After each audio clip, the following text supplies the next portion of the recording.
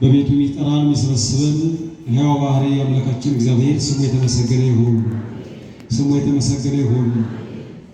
እንዲሁም ወደ እግዚአብሔር እንድንደርስ መሰላል የሆነችን ዓለም በጨለመበት ወራት እሷ ምስራቅ ሆና ፀሐይን ያስገኘች የጽድቃችን ተንከተም መብርሃን ወላዲተ አምላክ ስሟ የተመሰገነ ይሁን። እንደምን ሰነበታችሁ? ደህና ናችሁ? መልካም።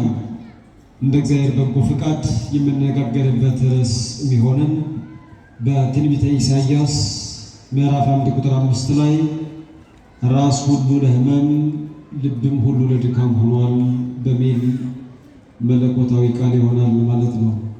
ስለ ቃሉ አምላካችን እግዚአብሔር ስሙ የተመሰገነ ይሁን። ራስ ሁሉ ለሕመም ልብም ሁሉ ለድካም ሆኗል። ቃሉን በሉት እስኪ። ልብም ሁሉ ለድካም ሆኗል። ዛሬ እኛ ቤተክርስቲያን ይሄኛውን አራተኛውን ሳምንት መጻጉዕ ብላ ሰይማ በዓሉን ታከብራለች። የእኛ ቤተክርስቲያን እንደሚታወቀው በምድር ላይ ጥሩ ዝና፣ ጥሩ ክብርና ጥሩ ማዕረግ ያላቸውን ሰዎች እንዳላቸው ይኖሩ ብላ በመቅደሷ ውስጥ ስም ሰጥታና ማዕረግ አክብራ እንዲሁም ቀን ለይታ አታከብርላቸው። ከዛ ይልቅ ከሰው ለተለዩ የእግዚአብሔር ምሕረት ደጅ ለሚጸኑ ነገ መዳን ለኔ ይሆናል ብለው ለሚጨነቁ መዳንና ፈውስን ከደጁና ከአውደ ምሕረቱ ለሚጠባበቁ ሕመምተኞች ግን ቀን ለይታ ጊዜ መርጣ ታከብርላቸዋለች። ይህኛው አንድ ሳምንት የምናከብረው የሕሙማን ቀን እየተባለ ይከበራል። የእነማን አልኳችሁ? የሕሙማን ቀን። የጤነኞች አይደለም። የታመሙት፣ የደቀቁት፣ በአልጋ ላይ ለዋሉት፣ ዘመድ ለሸሻቸው፣ ጊዜ ለከዳቸው፣ ወገን ለራቃቸው ሰዎች ቤተክርስቲያኒቱ የምታዘክርላቸው ይህኛው ቀን ይህኛው ሳምንት ነው። ከዚህም የተነሳ ይህንን ሳምንት መጻጉዕ ትላለች። የሕመምተኞች ሳምንት ማለት ነው። ሕመምተኞች ባለመድኃኒትን ይሹታል። ያበጠውን አፍርጦ እንዲሁም ደግሞ የገረጣውን ልጦ በራሳቸው ላይ መድኃኒት ጨምሮ የሚያቃጥልም የሚያስደስትም ሊሆን ይችላል። ያንን የሚያደርግላቸው ለተሰበሩት ወጀሻቸው አንድ ሕያው ጌታ አለና የእሱን መሻት፣ የእሱን ማዳን፣ የእሱን ምሕረት ይፈልጉታልና ይህኛውን ቀን መጻጉዕ ትለዋለች። ይህንን ምክንያት ማድረግ ነው ርዕሱን የመረጠው። ራስ ሁሉ ለሕመም ልብም ሁሉ ለድካም ሆኗል። ኢሳይያስ የተናገረው ቃል ነው። ኢሳይያስ በኦዚያንና በአካዝ በሕዝቅያስና በዮናታን ዘመን የነበረ ታላቅ ነቢይ ነው። ይበልጥ በአዲስ ኪዳን ሊመጣ ያለውን መገለጥና እንዲሁም እግዚአብሔር በአንድያ ልጁ በመድኃኔ ዓለም ክርስቶስ በኩል ሊፈጽም ያለውን ድነት በስፋት አብዝቶ የተናገረ ከተናገረው ትንቢት አንጻርም የተነሳ በውኑ ነቢይ ይኖር ያለው በአዲስ ኪዳን ነውን ብለው አበው የሚደነቁበት ብቸኛ ነቢይ ኢሳይያስ ነው። ኢሳይያስ በትንቢቱ አብዛኛውን ጊዜ ስለ ኢየሩሳሌም፣ ስለ እመቤታችን፣ ስለ ክርስቶስና ስለ መንግሥተ ሰማያት በስፋት የተናገረ ነቢይ ነው።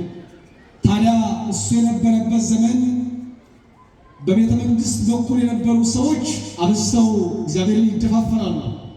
ይበልጥ እነ ዖዝያን በዘራቸው ያልተጋባውን እግዚአብሔር ያልቀባቸው ሽታው እኔም እኮ ካህን ነኝ እያሉ መቅደሱን አብዝተው ይደፋፈራሉ።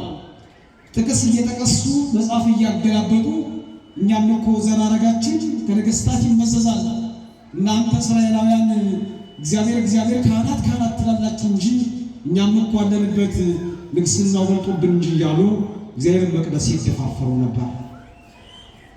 ይበልጥ በአንድ ወቅት እንደዚህ አለ፣ እኔ እኮ በአባቴ ከይሁዳ ነገድ ብወለድ ከእናቴ ደግሞ ከአሮን ነገድ ተወልጃለሁና ንግሥናም ለእኔ ይገባኛል ብሎ በአንድ ወቅት ንጉሥ ዖዝያን ሊያጠን ቤተ መንግሥት ገባ፣ ቤተ መቅደስ ገባ።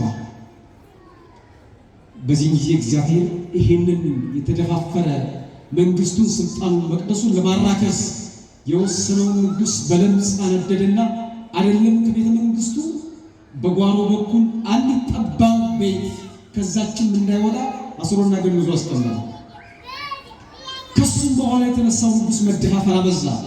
ይበልጥ እስራኤላውያን በሰማይ ያለውን የማይታይና የማይጨበጥ የማይደሰሰው አምላክ ዘወትር ለሱ ሲሰግዱ ሲንበረከኩ ይቃጠል ነበር። የነሱ በቅንነት እግዚአብሔርን ማምለክ ደሙን ያፈለው ነበር። ከዛም የተነሳ በእስራኤል ላይ ይሄ ነው የማይባል ግብር ጨመረባቸው፣ ቀረጥ አበዛባቸው።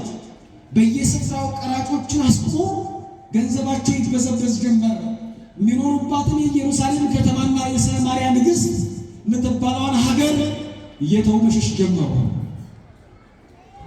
በዚህ በኩል ያሉ ደግሞ ካህናት የቤተ መንግስቱን ግርማ ፈርተው ብንናገር ከፍሎ አንገታችንን ዝቅ ብሎ ባታችንን ይቆርጠናል ብለው ህዝቡ እየተገፉ ዝም አሉ።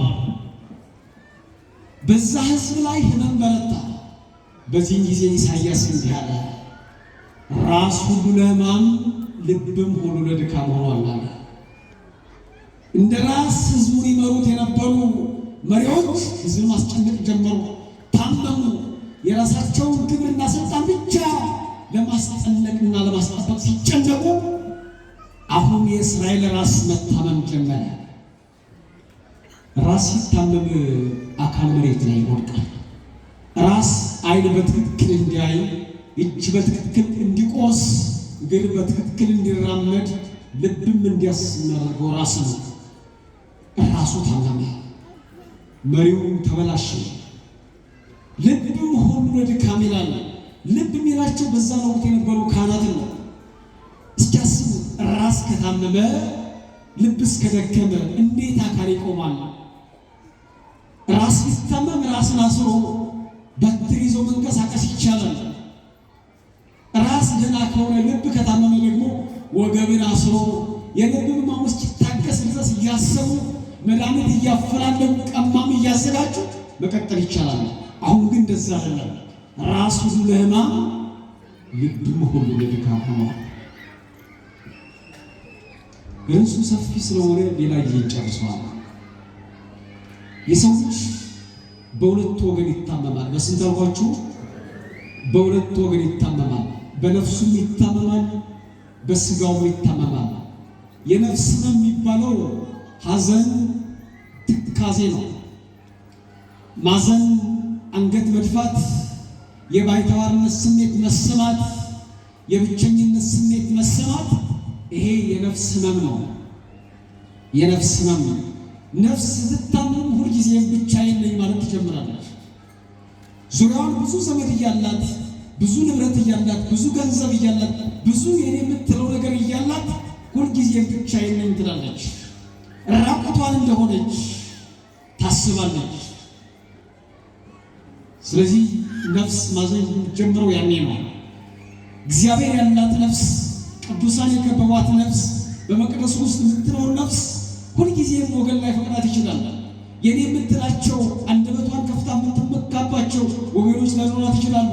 ግን እግዚአብሔር አለኝ ብላ ታስባለች። አሁን በስጋ የሞተ ወገን እያላት በስጋ ሞቶ ነገር ግን ሕያው የሆነ በአብ ቀኝ የተቀመጠ ሁልጊዜም ለእሷ ሊፈርድ የሚችል ጌታ እንዳላት ታስባለች። ነፍስ ካልታመመችና በትካዜ ውስጥ ካልገባች፣ ነፍስ ሁሌም የምታዘን ከሆነ የምድር ዓለሟን ብቻ አለ የሰማይ ዓለሟን ሁሉ ትሸፍኗለች። በብርሃን ውስጥ የተመላለሰች በሕያው ጌታ እየኖረች ሁልጊዜም ጨለማ ውስጥ እንዳለች ታስባለች። ይሄ የነፍስ ሕማም ነው። የነፍስ ሕማም ነው። በሕይወታችሁ ውስጥ እንደዚህ አይነት ነገር ካጋጠማችሁ፣ ሁልጊዜም ብቻዬን ነኝ ብላችሁ ካሰባችሁ፣ ሁልጊዜም ማዘን የሚፈራረቅባችሁ ከሆናችሁ እውነት እላችኋለሁ ነፍስ ታማለች ማለት ነው። ነፍስ ታማለች። ነፍስ ስትታመም ምድር ላይ ያለው ነገር ሁሉ አልጫ ይሆንባታል። ትዳር መመስረት ትፈልግና ትዳር መሰረታ ግን በትዳሯ ደስተኛ ትሆናለች።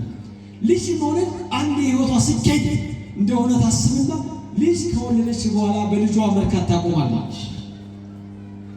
የነፍስ ሕማም እሱ ነው። የነፍስ ሕማም ትልቅ ማዕረግ እደርሳለሁ ብላ እቅድ አቅዳ ፕላን ነድፋ የሆነ ግብ አስቀምጣ ጉዞ ትጀምራለች። አዎ ስኬቴ ይሄ ነው፣ ስኬቴ ተምሮ እዚህ ጋር መድረስ ነው ብላ ታስብና ሂዳ ትደርስበታለች። እሱ ማማ ላይ ስትወጣ ያ ጣዕም፣ ያ ክብር፣ ያ ናፍቆት የውሃ ሽታ ይሆናል። ነፍስ ስታዝንና ስትደክም፣ ስትጨነቅና ስታዝን የጨበጠችው ወርቅ አፈር ይሆንባታል። የዘገነችው በጎነት ጉም ይሆንባታል። የተራመደችውና የፈለገችው እውነት ተርታ ይሆንባታል። ነፍስ ሳትታመምና በጎ ስትሆን ግን አፈር ጨብጣ ወርቅ እንደሆነ ታስባለች። ለዚህ እኮ ነው እኛ መሬት ላይ አፈር አንስተን ፊታችን ቀባዋልና እንደ ሳይንስ እኮ ጭቃ ነው። የሆነ እንደ ወራጅ ውሃ ምንቆጣውን ውሃ እንመለከታል። ውሃ ይዘን ግን የተባረከና ቅዱስ እንደሆነ እናስባለን። ነፍስ ሳታዝን በጎ ስትሆን ብታስብ እንደዛ ነው። መቅደሱ ውስጥ ገብተን የምንቀበለው ህብስት ነው። ነገር ግን ይሄ የተለወጠ አምላክ ሥጋ ነው ብለን እንድናምን ምታደርገን ነፍሳችን በጎ ስትሆን ነው። ነፍስ ትታመም የማይታየውንና የማይጨበጠውን አምላክ ካላሰብኩት፣ ካልደረስኩበት፣ ካልመረመርኩት ብላ ታስባለች። በጎ ስትሆን፣ ጤነኛ ስትሆን የኔ አምላክ በሰማይ ነው ብላ ስላላየሁት አላመልከውም ብላ ታስብ። እሱ ሰማይን የዘረጋ ምድርን ያዘጋጀ እጽዋትና አትክልትን የሰራ ሕያው ባሕርይ አምላክ በጌትነቱ የሚሰገድ የሚመለክ እሱ ነው ብላ ያላየችውን እንዳየች፣ የራቀውን እንደቀረበ፣ ሩቁን አምጥታ በልቧ ስራ እሱን ታመልከዋለች። ነፍስ ጤነኛ ስትሆን እንደዛ ናት። ሳይንስ እንደሚለው የሆነ ኤክስፐሪመንት አድርጋ የሆነ ቤተ ሙከራ አስገብታ አምላኬንማ ልወቀው አትልም። የሆነ ማይክሮስኮፕ ደቅና ባላይ ሻፉልታ አምላኬን ልመለከተው አትልም። እሱ እግዚአብሔር ጀርባያን ታያለ ያለ አምላክ እንዳለ ስለምታውቅ ጀርባው ማለት ምሳሌውን፣ አመክንዮውን፣ ትንቢቱን፣ ምስጢሩን፣ ስርዓቱና ፍጥረቱ እያየች ትቀጥላለች እንጂ ፊት ለፊት ፊቱን ልመለከተው ብላ አታስብም። ነፍስ በጎ ስትሆን እንደዛ ነው። መቅደስ ውስጥ መጣ መጠራጠራት ጀመረ። የአባቶቻችን ስልጣን እንዲህ ቢሆኑስ፣ ካህናቱ እንዲህ ቢሆኑስ፣ ነገ ዕጣ ፈንታዬ ምን እንደሆነ በምን አውቃለሁ ብላ ማትጠራጠር ነፍስ ጤነኛ ስትሆን እንደዛ ነው። ለዛ ነው አባቶቻችን ገዳም ውስጥ ራቁታቸውን ሆነው ነገር ግን ልብስ የለበሱ ያክል ይሞቃቸዋል። ልብስ የለበሱ ያክል እኮ ይሞቃቸዋል። የሆነ እንደ ክርስቶስ ሰምራ በሚቆረጣጠም ባህር ውስጥ ቆመው ነገር ግን በሞቃታማ ቤት ውስጥ እንደቆሙ በደስታ ታገኟቸዋላችሁ። ሕፃኑን ቂርቆስን የመሰሉ አባቶችን ሕፃናትን ደግሞ ወደ እሳት እየተገፉ ወደ ንፍር እየተዳፉ ነገር ግን ወደ ትልቅ ሰገነት እንደሚሄዱ በፊታቸው ላይ ደስታ እየፈለቀ ትመለከታላችሁ። ነፍስ ጤነኛ ስትሆን ሳትታመም ስትቀር እንደዛ ነው የምትሆነው። አባታችን አዳም ስለበደለ በነፍስም በስጋም ሕመም ሊያድር ችሏል። ከዛ በፊት የሰው ልጅ የመላእክት ዘመድ የሆነ አቆጣሮት የለመደ ሁልጊዜም ጌታውን እንዲህ ብለው የሚጸልይ በእግዚአብሔር ፊት የሚቆም የተባረከ የተቀደሰ ነበር። ከጌታው ሲለይ ግን በነፍሱ በኩል ሕመም፣ በስጋው በኩል ደዌ ያደረበት። ታዲያ የነፍስ ሕመም ያ ከሆነ የስጋ ደዌ ምንድን ነው ከተባለ የሰው ልጅ ገና ይኸውላችሁ ከመበደሉ አስቀድሞ ንጹሕ የተወለወለ የተሰነገለ ነበር። አንዳችን ደዌ በሱ ውስጥ አላለፈበትም። አዳም 7 ዓመት በገነት እስኪቆይ በምድር 40 ቀን እስኪቆይ ድረስ በአጠቃላይ በሰውነቱ ላይ እባጭ፣ ለምጽ፣ ከርክር የሚባል በአጠቃላይ የምናውቀው ሕመም አላደረበትም። ራስ ሁሉ ለሕመም፣ ልብም ሁሉ ለድካም ሚል ትንቢት ለእሱ አልተነገረለትም። በዚህ በጎነት ነፍሱ ታክማለት፣ ድናለት፣ ተፈውሳለት እንዲኖር ይፈልጋል፣ ግን ታሟል። ስለዚህ የሰው ልጅ ለ5500 ዘመን በነፍሱ መድኃኒት ፍለጋ በስጋውም ደዌውን ሊጠግንለት ፍለጋ ሲንከራተት ከርሟል ኖሯል።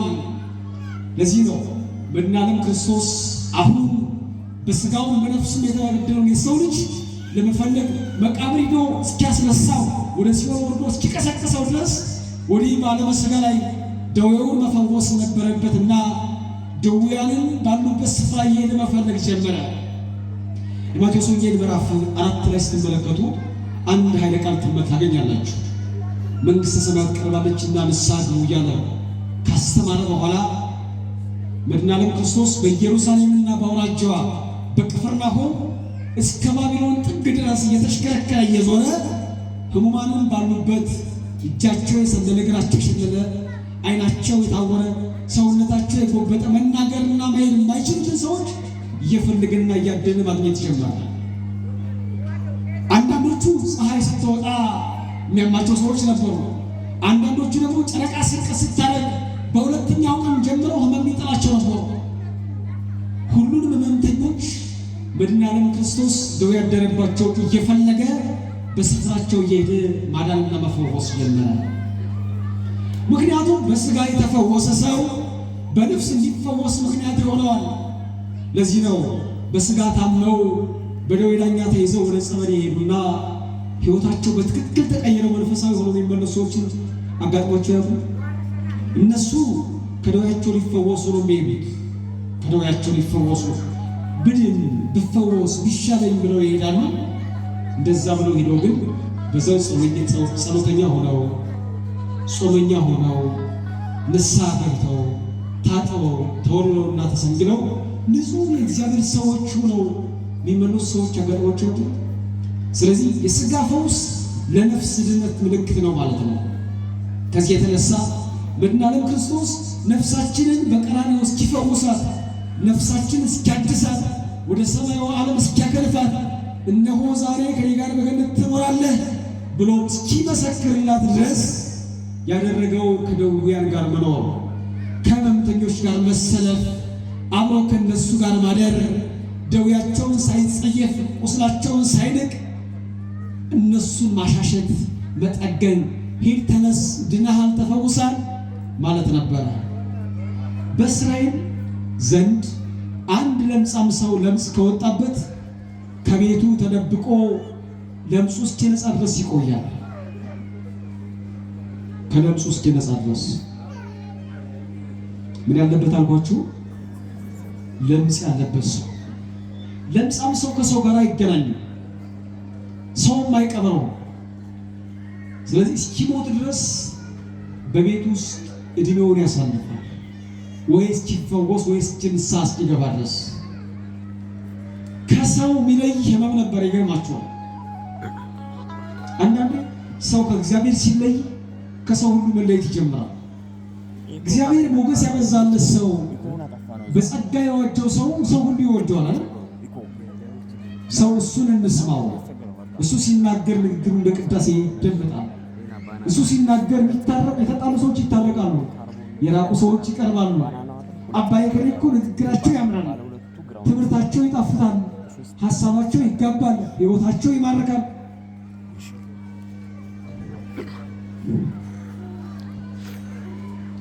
ተብሎ የሚነገርላቸው በጣም ብዙ አባቶች ታገኛላችሁ። እግዚአብሔር ጸጋውን ሲያበዛላቸው እንደዛ ነው።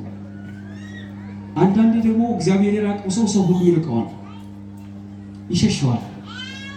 ወገን ዘመድ ሊኖረው ይችላል፣ ግን እንደው ላይመለከቱ ይችላሉ። ምክንያቱም ምኑን ተመልክተው ይቀርቡታል። ሰው ምንም ቢሆን ምን ገንዘብ ላይኖራችሁ ይችላል፣ የትኛውም ነገር ላይኖራችሁ ይችላል። ትንሽ በጎነት፣ ትንሽ እውነት፣ ትንሽ የእግዚአብሔራዊ ሐሳብ ካለ አነፍንፎ የሆነ ጊዜ ይቀርባችኋል። ዛሬ ባላችሁ እውነት ባይረዳችሁም እንኳን ነገ ከእናንተ ጋር እንደሚሰለፍ ግን መጠራጠር የለባችሁም። ልክ እንደ ክርስቶስ እኮ በእስራኤል ምድር ሲመላለስ ሕዝብ ሁሉ የራቀው በተለይ እስራኤላውያን አንመለከተው ያሉት የገፉት ያዳፉት ነው። የመጨረሻ ሰዓት ግን እነ እመቤታችን እና ዮሐንስ መስቀሉ ስር ፈለጉት።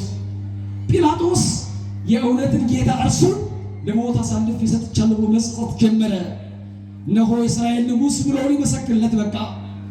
እሱ ብቻም አይደለም፣ ፈያታዊ ዘየማን አቤቱ መንግሥት በመጣ ጊዜ አስበኝ ብሎ በጭንቅ ሰዓት ጌታውን ፈለገ።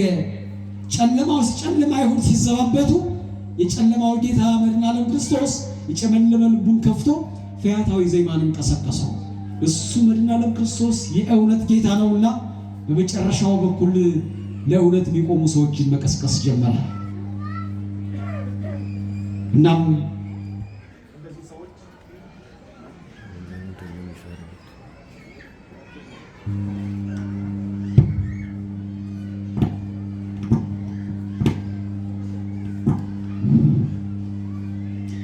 ሐሳቤን ላጠቃልላችሁ።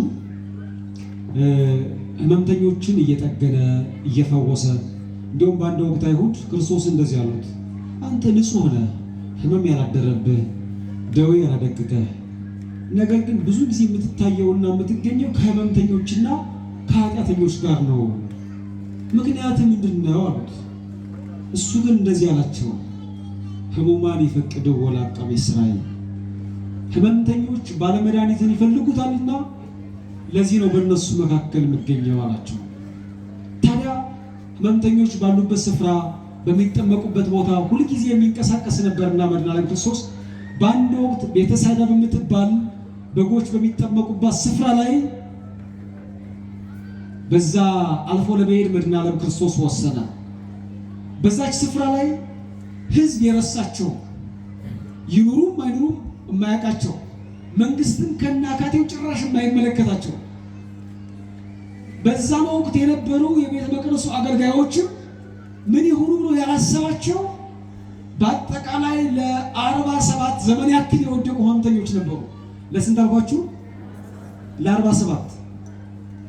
የኢየሩሳሌም መንግስት አያውቃቸውም፣ ሕዝብም ረስቷቸዋል። የቤተ መቅደሱ ሹማምንት በአጠቃላይ ሁሉም የረሳቸው ነበሩ።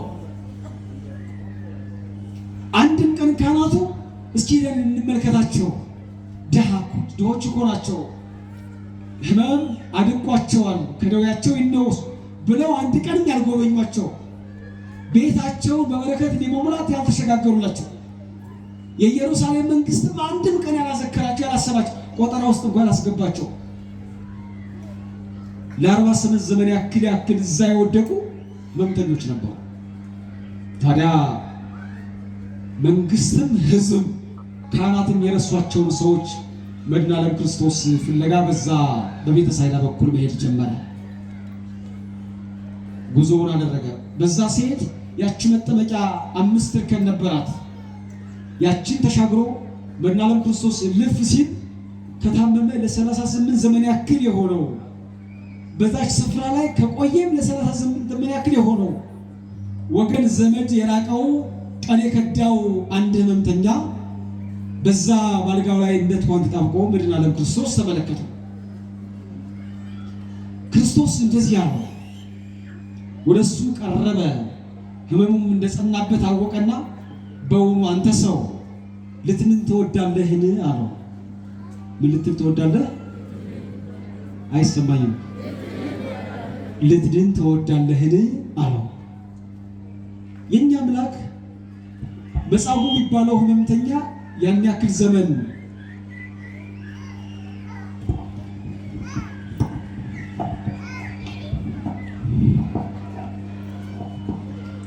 መጻጉዕ የሚባለው ሕመምተኛ ያን ያክል ዘመን እዛው ደጅ የሚጸና ከደዌው እንዲፈወስ እንዲድን ፈልጎ እንደሆነ ያውቃል። ነገር ግን እኔ አምላክ ነኝ፣ እኔ ስላወቅሁ ማዳን አለብኝ ብሎ በሰዎች ላይ ተጽዕኖ የሚፈጥር አምላክ አይደለም። የነፃነት አምላክ ነው። የነፃነት አምላክ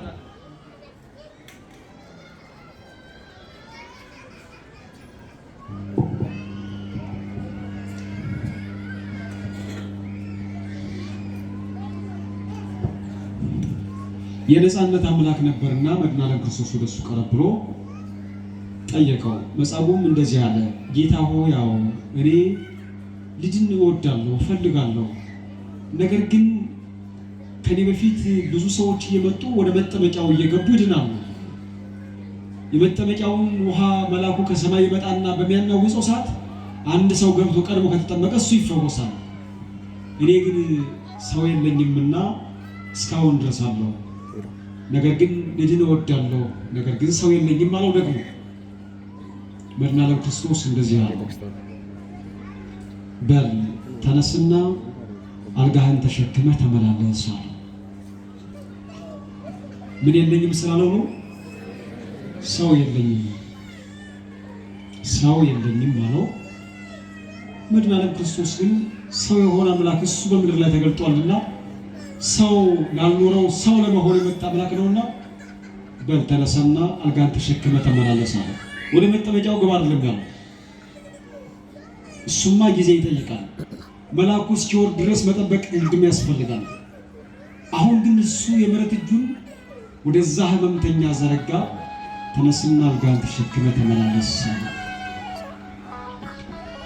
በዚህ ምድር ላይ ገንዘብ ማግኘት በጣም ቀላል ነው። ሰው ከዋለበት ለመዋል የሆነ ጊዜ ይሳካል። የሚቆጠር ገንዘብ የሚሰራ ህንፃ ሰርቶ ዓለምን ማየት ልጅ መዳር መኳል ለማንኛውም ሰው ይቻላል ከደከመ ከሰራ ዘንድ። ሩቅ ቦታ ሄዶ አፍርቶ ሰው ከደረሰበት ውሎ አድሮ መመለስም ይቻላል። በዚህ ምድር ከባዱ ነገር ግን የተሻለ የልብ ሰው ማግኘት ነው። መጻጉዕ ያን ያክል ዘመን ከነደው ተጣብቆ የቆየው ሰው ስላልነበረው ነው። ሰው ስላልነበረው ነው። ራስ ሁሉ ለህመም ልብም ሁሉ ለድካም ሲሆን ለኔ የምትሉትን ሰው ታጣላችሁ። ለኔ የምትሉትን ሰው ራሱ ያልታመመበት ልቡ ያልደከመበት ሰው በጭራሽ ላታገኙ ትችላላችሁ። ምክንያቱም የሆነ ምስጢራችሁን ነግራችሁት በእናንተ ጉዳይ ልቡ ይታመምና አሳልፎ ይሰጣችኋል። የእናንተ ምስጢር ራሱን ያመውና ለሆነ አካል አሳልፎ ይሰጣችኋል። በነገራችን ላይ ብዙ ሰዎች ብዙ ሰው አጣው እንደሚንከራተቱ ታውቃላችሁ። በጣም በብዙ ሰው የተከበቡ ይመስሉ በቅርብ ሰዓት አንድ አባት ጋር እያወራው ነበረ። ይገርማችኋል፣ በጣም ትልቅ አባት ናቸው። በዕድሜ ባለጸጋ ናቸው። በጣም በሕዝብ የሚወደዱ ናቸው። ሞገሳቸው እንዲህ አይደለም። የቤተ ክርስቲያን ለዛቸው፣ ኑሯቸው፣ ህይወታቸው ሁሉ ነገር አስተማሪያቸው። ግን የሚገርማችሁ ነገር አንድ የልብ ሰው ግን የላቸው። አይገርም? እኛ በጋራ ስንቆም ሰው ያለ ሊመስለን ይችላል። ሰው ማግኘትም ከባድ ነው።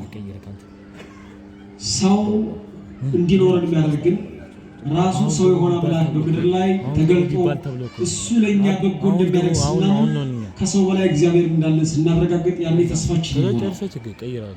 መጻጉዕ ሰው ስላልነበረው ሲሰቃይ ሲታመም ቆይቷል። አሁንም ይህች ሀገር ሰው ስላጣች ህመም ላይ ናት። አሁንም ይህች ቤተክርስቲያን የበለጠ ራሷ እየታመመ ነው ያለው። ሰው የላትምና እያንዳንዳችን ልጆቻችንን ሰው እናድርጋቸው፣ እኛም ሰው እንሆን መልእክታችን ነው። እግዚአብሔር ይስጥልን።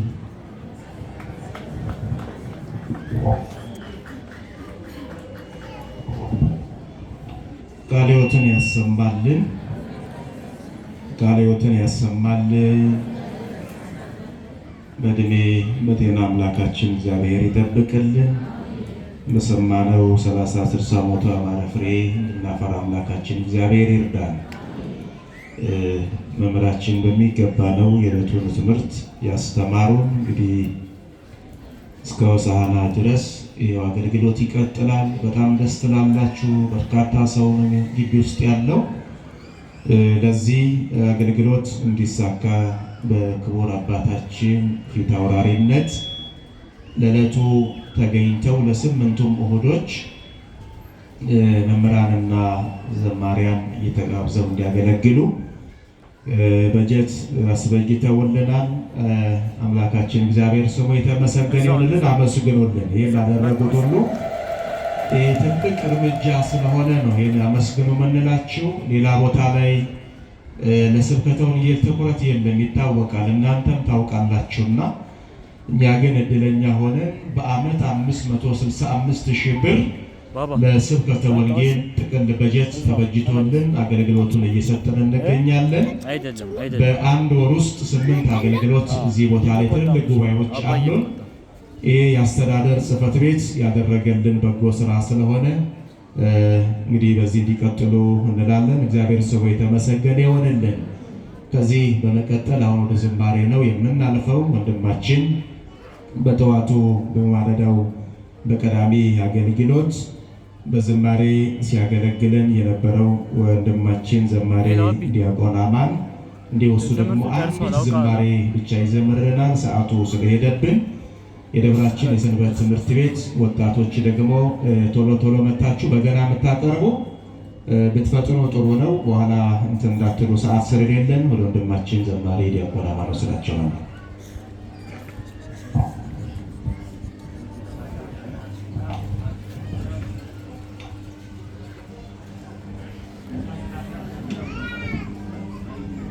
በድጋሚ እንደምቆያችሁ አሜን። የአምላካችን ስሙ የተመሰገነ ይሁን።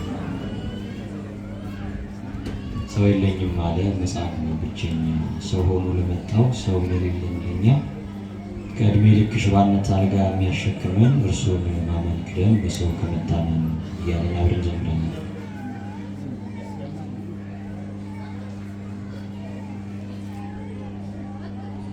ሰው የለኝም አለ መጻጉዕ ብቸኛ፣ ሰው ሆኖ ለመጣ ሰው ለሌለ ለእኛ ከዕድሜ ልክ ሽባነት አልጋ የሚያሸክም እርሱን ማመን ይቅደም በሰው ከመታመን። ሰው የለኝም አለ መጻጉዕ ብቸኛ፣ ሰው ሆኖ ለመጣ ሰው ለሌለ ለእኛ ከዕድሜ ልክ ሽባነት አልጋ የሚያሸክም እርሱን ማመን ይቅደም በሰው ከመታመን።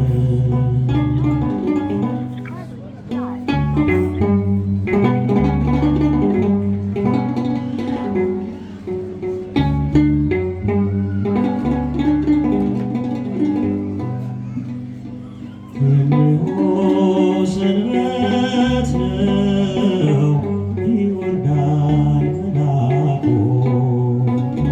ዛሬ እንኳን እግሮቼ ቀድመው ውሃን ይንኩ፣ ከአልጋ ተጣብቄ የማልላወሰው ሺህ መዳን አለፈ የለኝምና ሰው የለኝም አለ መጻጉዕ ብቸኛ፣ ሰው ሆኖ ለመጣ ሰው ለሌለ ለእኛ ከዕድሜ ልክ ሽባነት አልጋ የሚያሸክም እርሱን ማመን ይቅደም በሰው ከመታመን።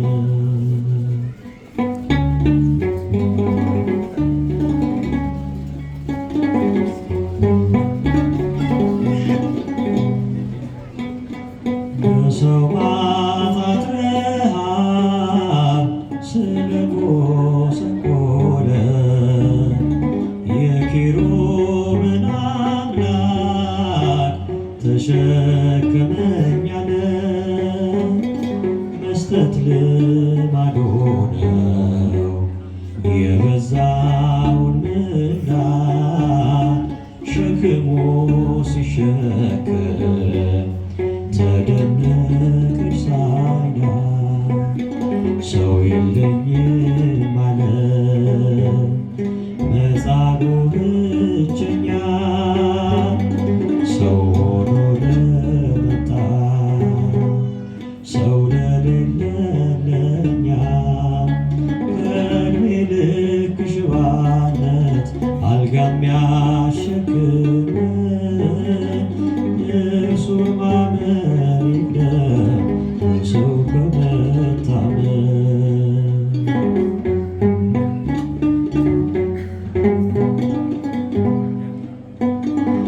ወላጆቼ ሞቱ ወንድም እህት የለኝ፣ ዘመድ ወዳጅ አላውቅ መጠጊያ እንኳን የለኝ። አሁንስ ተስፋዬ ማነው የሚል ቢኖር ከአምላኩ ይጠጋ ይመካ እግዚአብሔር። ሰው የለኝም አለ መጻጉዕ ብቸኛ፣ ሰው ሆኖ ለመጣ ሰው ለሌለ ለእኛ ከዕድሜ ልክ ሽባነት አልጋ የሚያሸክም እርሱን ማመን ይቅደም በሰው ከመታመን።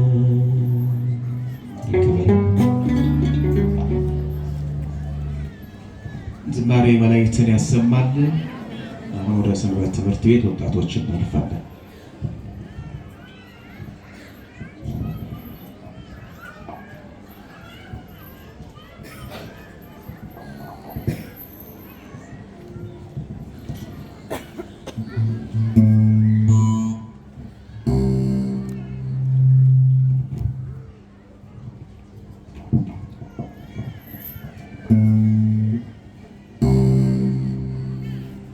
Mm-hmm.